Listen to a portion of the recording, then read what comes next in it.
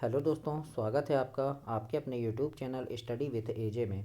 इसमें आज की वीडियो में मैं आप लोगों के लिए लेकर के आया हूँ सामाजिक विज्ञान का पेपर, जो आपका 14 मार्च को पेपर होने वाला है। वार्षिक परीक्षा 2024 का सामाजिक विज्ञान कक्षा 8वीं के बच्चों के लिए आया हुआ ये पेपर है। और इसमें किस प्रकार के प्रश्न आएंगे, क्या क्या चीज़ें आपसे पूछ सकते हैं, वो सारी चीज़ें आज की इस वीडियो में हम देखेंगे दोस्तों। और इसमें मैं पूरा पेपर देखूँगा, लेके आया हूँ आपका। और चैनल पे काफ़ी सारे वीडियोस ऐसी डली हुई हैं जिनमें मैं आपको बताया हूँ कि इम्पोर्टेंट प्रश्न कौन कौन से होंगे जो आपके परीक्षा में पूछे जा सकते हैं। और ये सामाजिक विज्ञान का पेपर है आपका, जो आपका 14 मार्च को अंतिम पेपर है, आखिरी पेपर है सामाजिक विज्ञान का। उसके इम्पोर्टेंट प्रश्न है इसमें, और पेपर किस प्रकार का आएगा वो सारी चीज़ें हैं। और पूरे 24 प्रश्न हैं आपके, और 24 प्रश्नों को का पूरा उत्तर सहित इसमें मैं लेकर के आया हूँ, जिसमें आपको पूरे 24 प्रश्न मिलेंगे और उनके उत्तर मिलेंगे। और ऐसे ही अंग्रेजी, गणित, संस्कृत, विज्ञान, सामाजिक विज्ञान सारे वीडियोस चैनल पे मैंने डाल दिया है, तो उनको चैनल को सब्सक्राइब करके उन वीडियोस को ज़रूर देखें। आइए देखते हैं, हम शुरू करते हैं पहले प्रश्न। तो यहाँ पर देखिए दोस्तों, सबसे पहले आपको अनुक्रमांक लिखने आएगा। तो यहाँ आपको अपना रोल नंबर लिखना है, यहाँ शब्दों में लिखना है ना, अंक और शब्दों दोनों में। अब हम देखते हैं नीचे बहुविकल्पी प्रश्न, जो आपके प्रश्न नंबर 1 से लेकर के प्रश्न नंबर 10 तक बहुविकल्पी यानी विकल्प वाले प्रश्न होंगे, जिनमें 4 विकल्प दिए हैं और उसमें से एक आंसर आपको लिखना है, जो आपका एक एक नंबर का आएगा दोस्तों प्रश्न नंबर 10 तक। प्रश्न नंबर पहला है इसमें, जैसे जेम्स मिल द्वारा लिखित पुस्तक है। तो जेम्स मिल द्वारा कौन सी पुस्तक है, जेम्स मिल ने कौन सी पुस्तक लिखी है। तो यहाँ पर जो ऑप्शन दिया है, तो इसमें ऑप्शन नंबर सी आपका सही है, ए हिस्ट्री ऑफ ब्रिटिश इंडिया। ये किसने लिखा है, जेम्स मिल ने। हमने पढ़े हैं ना, पाठ में पढ़े हो आपने, तो उसका ही ये प्रश्न आया हुआ है। इसके बाद प्रश्न नंबर 2 देखते हैं। प्रश्न नंबर 2 में पूछा है आपसे, प्लासी युद्ध के संबंध में निम्न में से कौन सा कथन सही नहीं है। दोस्तों याद रखना, बहुत कन्फ्यूजन होता है इसमें कि नहीं है और है ना। तो नहीं है पूछा है, तो कौन सा नहीं है, तो बी नंबर आपका सही होगा कि प्लासी युद्ध के बाद सिराजुद्दौला के स्थान पर मीर कासिम नवाब बना था, है ना। ये क्या है, ये गलत है, ऐसा नहीं हुआ था, है ना। तो ये सही नहीं है, बाकी जो जितने ऑप्शन दिए हैं ये सही है, तो इसलिए बी नंबर आपका इसमें सही उत्तर हो जाएगा। और ये भी काफ़ी इंपॉर्टेंट प्रश्न है। प्रश्न नंबर 3 देखते हैं। इसमें पूछा है, निम्नलिखित में से कौन सी झूम खेती की विशेषता है। कृषि से आपके प्रश्न आएंगे, पशुपालन से प्रश्न बनेगा दोस्तों। पशुपालन वाला पाठ है, मैंने एड ग्रेड में भी करवाया है आपको, तो वहाँ पर भी जा के आप उसे देखेंगे। निम्नलिखित में से कौन सी झूम खेती की विशेषता है बोला है। तो झूम खेती में क्या होता है, तो डी नंबर में देखो लिखा है, वृक्षों को काटकर और जलाकर साफ किए गए भूखंडों पर खेती करना। तो ये आपका सही उत्तर हो जाएगा। इस प्रकार से आपको यहाँ पर डी नंबर करके ऐसे लिखना है दोस्तों। इसके बाद प्रश्न नंबर 4 है, 1857 का स्वतंत्रता संग्राम प्रारंभ हुआ था। कब हुआ था, तो ये हुआ था दोस्तों मई 1857 में, है ना। कब, 10 मई। अगर डेट पूछे आपसे तो 10 मई लिखना, 10 मई 1857 को प्रारंभ हुआ था। बी नंबर आपका इसमें सही उत्तर होगा।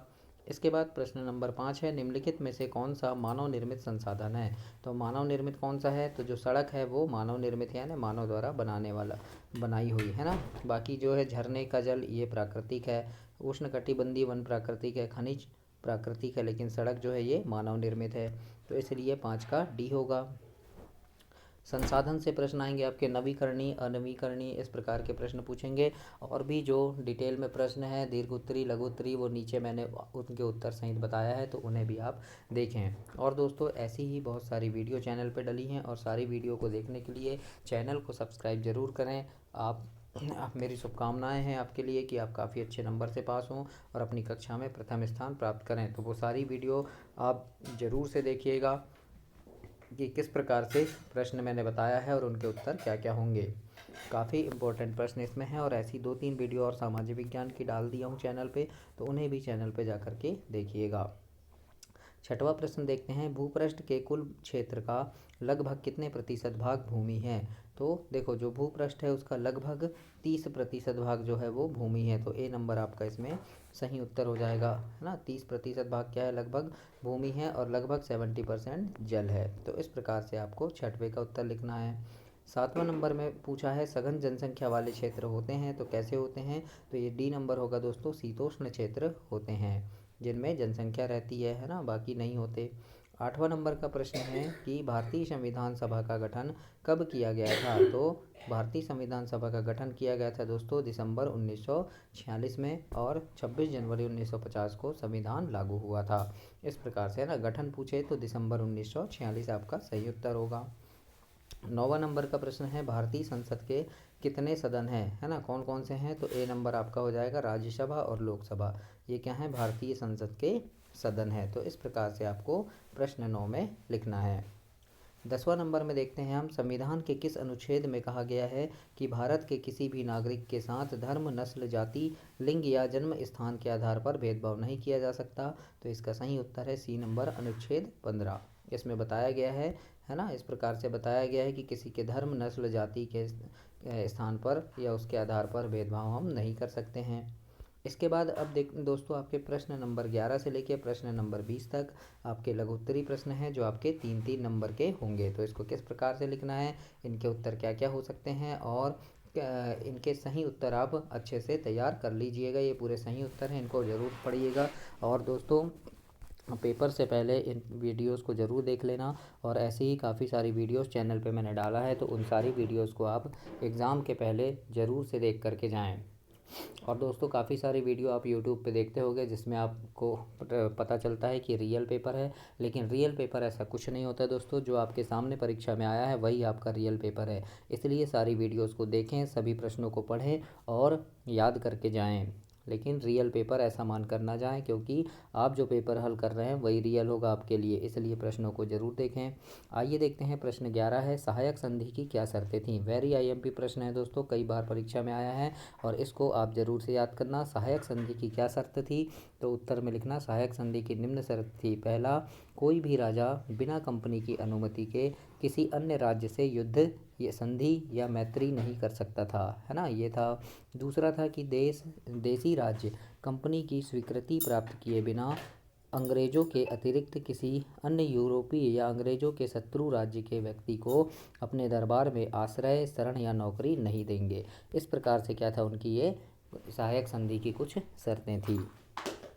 प्रश्न नंबर 12 देखते हैं, इसमें लिखा है ईस्ट इंडिया कंपनी के द्वारा स्थायी बंदोबस्त कब और क्यों लागू किया गया था। तो इसके उत्तर में लिखना, स्थायी बंदोबस्त को 1993 में लॉर्ड कॉर्नवालिस के द्वारा लागू किया गया था। यह ईस्ट इंडिया कंपनी और जमींदारों के बीच भूमि राजस्व तय करने के लिए एक समझौता था। यह समझौता बंगाल, बिहार और उड़ीसा के जमींदारों के साथ किया गया था। इस प्रकार से प्रश्न नंबर 12 में लिखना है आपको। 13 नंबर का प्रश्न देखते हैं, रविन्द्रनाथ टैगोर ने शांति निकेतन की स्थापना किस उद्देश्य से की। मोस्ट आईएमपी प्रश्न है, कई बार पूछा है, और इसको अच्छे से तैयार कीजिएगा। इसके उत्तर में लिखना दोस्तों कि भारतीय संस्कृति व आदर्शों के आधार पर शिक्षा प्रदान करना, वेस्टर्न कल्चर और विज्ञान का अध्ययन करना, पूर्वी और पश्चिमी देशों को एकता के सूत्र में बांधना, विश्व भारती को एक ऐसा केंद्र बनाना जहां धर्म, साहित्य, विज्ञान, इतिहास व अन्य भारतीय सभ्यताओं का अध्ययन किया जा सके, है ना, ये क्या थे, उनके उद्देश्य थे। शांति निकेतन की स्थापना के ये उद्देश्य थे। 14 नंबर का प्रश्न है, राजा राम मोहन राय को समाज सुधारक क्यों कहा जाता है। ये भी मोस्ट आईएमपी प्रश्न है आपका, कई बार आता है पेपर में, और अर्धवार्षिक में भी आया था, तो वार्षिक में भी इसको आप जरूर से याद कर लीजिए। प्रश्न है, राजा राम मोहन राय को समाज सुधारक क्यों कहा जाता है। तो इसके उत्तर में लिखना कि राजा राम मोहन राय ने जाति व्यवस्था, छुआछूत, अंधविश्वास और नशीले पदार्थों के इस्तेमाल के खिलाफ अभियान चलाया। उन्होंने बाल विवाह, बहुविवाह एवं हिंदू समाज की अनेक बुराइयों के खिलाफ लड़ाई लड़ी थी, इसीलिए उन्हें समाज सुधारक कहा जाता है। प्रश्न नंबर 14 के उत्तर में आप ऐसे लिखेंगे। इसके बाद अगला है प्रश्न 15, जिसमें लिखा है नवीकरणीय एवं अनवीकरणीय संसाधनों में अंतर लिखिए। तो नवीकरणीय और अनवीकरणीय मैंने पढ़ाया भी था आपको, और एड ग्रेड में भी लिखवाया हूँ। तो इस नवीकरणीय में लिखना कि वे संसाधन जिन्हें एक बार उपयोग करने के बाद हम फिर से पुनः स्थापित किया जा सके और पुनः उनका उपयोग किया जा सके। मतलब हम एक बार उपयोग कर लिए और दोबारा फिर हम उनका उपयोग कर लेते हैं, वो क्या है, नवीकरणीय है। और अनवीकरणीय मतलब ऐसे संसाधन होते हैं जो एक बार उपयोग होने पर नष्ट हो जाते हैं, वो क्या है, अनवीकरणीय है। इस प्रकार से आप लिखना, और इसमें अंतर लिखने भी आता है, कभी परिभाषा भी पूछ सकता है कि नवीकरणीय क्या है, और ये ज़रूर से आएगा दोस्तों पेपर में, मोस्ट आईएमपी प्रश्न है, तो इसको आप ज़रूर याद कीजिएगा। 16 नंबर का प्रश्न है, औद्योगिक जोखिम को कम करने के उपाय लिखिए। तो उत्तर में लिखना, उद्योगों के आसपास रहने वाले लोगों को विषाक्त पदार्थों या खतरनाक पदार्थों के भंडारण और दुर्घटना होने की स्थिति में उनके संभावित प्रभावों के बारे में जागरूक होना चाहिए। अग्नि चेतावनी एवं संघर्ष प्रणाली में सुधार किया जाना चाहिए। विषैले पदार्थ की भंडारण क्षमता भी सीमित होनी चाहिए। इस प्रकार से प्रश्न 16 का उत्तर आपको लिखना है। 17 नंबर का प्रश्न देखते हैं, कानून क्यों जरूरी है, लिखिए। तो उत्तर में लिखना, कानून हमारी सामान्य सुरक्षा की रक्षा करते हैं और अन्य लोगों, संगठनों एवं स्वयं सरकार द्वारा दुर्व्यवहार के खिलाफ नागरिक के रूप में हमारे अधिकारों को सुनिश्चित करते हैं, हमारी सामान्य सुरक्षा प्रदान करने में सहायता करते हैं, है ना। तो इस प्रकार से आपको प्रश्न 17 का उत्तर लिखना है। 18 नंबर का प्रश्न है कि एकीकृत न्यायिक व्यवस्था से आप क्या समझते हैं, लिखिए। तो इसके उत्तर में लिखना, ये भी आपका बहुत इंपॉर्टेंट प्रश्न है, मोस्ट इम्पोर्टेंट प्रश्न है, कई बार परीक्षा में आया हुआ है ये। तो प्रश्न 18 के उत्तर में लिखना कि भारत में हमारे पास एकीकृत न्यायिक व्यवस्था है। इसका मतलब है कि ऊपरी अदालतों के फैसले नीचे की सारी अदालतों को मानने होते हैं।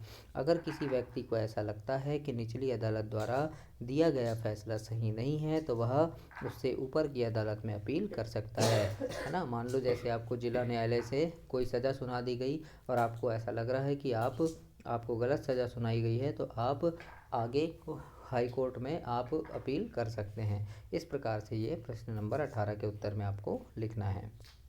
आगे देखते हैं, प्रश्न 19 में पूछा है कि जंगलों से प्राप्त ऐसे 3 उत्पादों के नाम लिखिए जिनका उपयोग आप करते हैं। तो उत्तर में लिखिएगा, जंगल से प्राप्त 3 उत्पाद निम्न हैं, जैसे गोंद, तेल, मसाले, जंतुओं का चारा और औषधीय पादप, ये सब वनों से प्राप्त होते हैं। इस प्रकार से आपको लिखना है, जंगलों से हमें जो जो मिलता है उसके बारे में लिखना है। प्रश्न 20 है दोस्तों, वेरी IMP प्रश्न है कि जन सुविधाएँ क्या है। तो इसके उत्तर में लिखिएगा कि पेयजल व्यवस्था, आवास, लोक स्वास्थ्य, संचार के साधन, शिक्षा, बिजली आपूर्ति, सड़क एवं नालियों का निर्माण, महामारियों की रोकथाम, सुलभ शौचालय आदि का रखरखाव, कचरा निस्तारण, है ना, आदि सभी मूलभूत सुविधाओं को जन सुविधाएँ कहा जाता है। मतलब ये जो सुविधाएं हमें मिलती है इसे ही हम जन सुविधा कहते हैं। तो इस प्रकार से आपको प्रश्न नंबर 20 के उत्तर में लिखना है।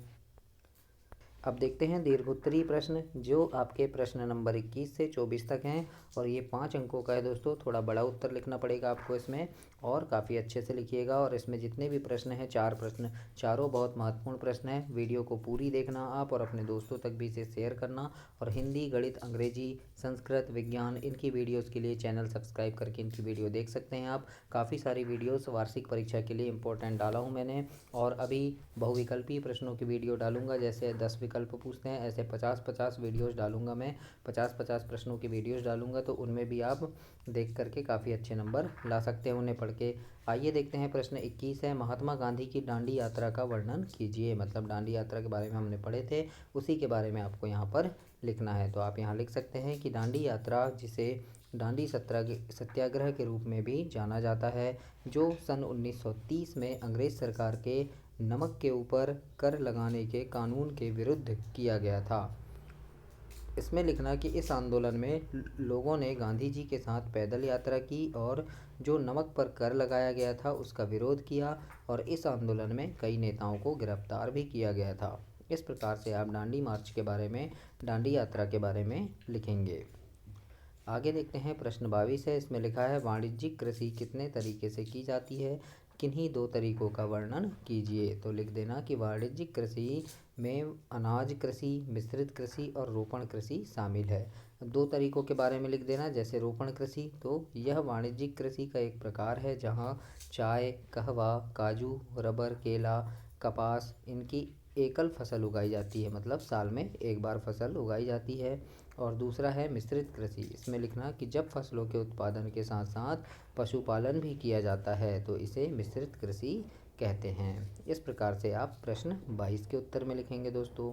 इसके बाद प्रश्न नंबर 23 देखते हैं, किसी देश को संविधान की आवश्यकता क्यों पड़ती है? ऐसा पूछा है तो उत्तर में लिखिएगा कि किसी भी देश को सुचारू रूप से चलाने के लिए संविधान की आवश्यकता पड़ती है। फिर आगे लिखना कि संविधान कानूनों का एक महत्वपूर्ण दस्तावेज है जो सरकार की मूल संरचना और इसके कार्यों को निर्धारित करता है, जो सरकार के अंगों तथा नागरिकों के आधारभूत अधिकारों को परिभाषित तथा सीमांकित करता है। इस प्रकार से आपको प्रश्न 23 के उत्तर में लिखना है।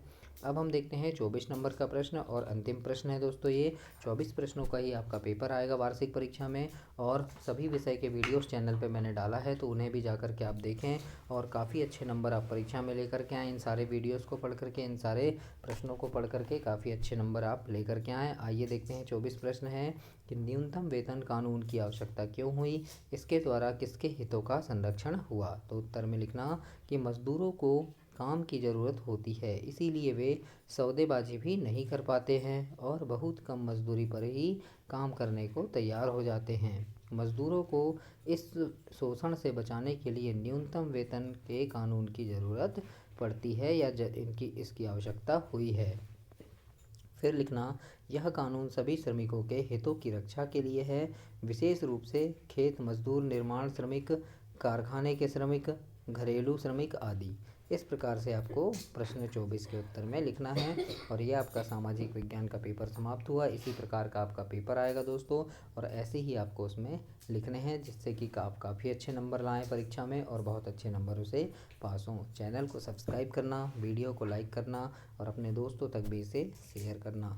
धन्यवाद।